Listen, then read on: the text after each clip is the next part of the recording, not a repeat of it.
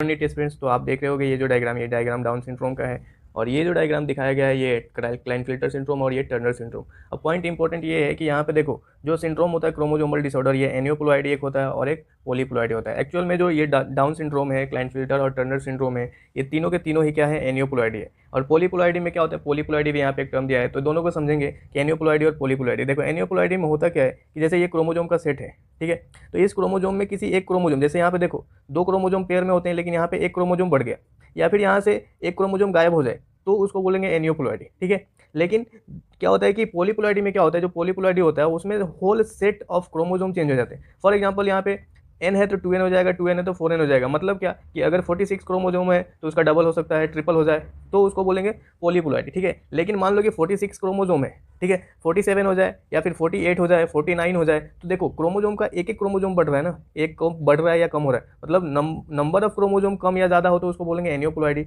और सेट ही चेंज हो जाए तो एक्चुअल में ये जो सेट चेंज होता है पॉलीप्लॉइडी जनरली किधर देखा जाता है, प्लांट में देखा जाता है। तो ध्यान रखो ये जो डायग्राम है डाउन सिंड्रोम और क्लाइनफिल्टर और टर्नर सिंड्रोम, ये किसका एग्जांपल है, एनियोप्लॉइडी का एग्जांपल। इसमें भी ध्यान रखना है कि जो डाउन सिंड्रोम होता है वो ट्राइसोमी होता है, ठीक है। किसका ट्राइसोमी, यहाँ पे लिखा है कि ऑलरेडी 21 क्रोमोसोम का ट्राइसोमी होता है। लैंगडन डाउन एक साइंटिस्ट थे, उनके नाम पे डिजीज का नाम रखा गया, ठीक है।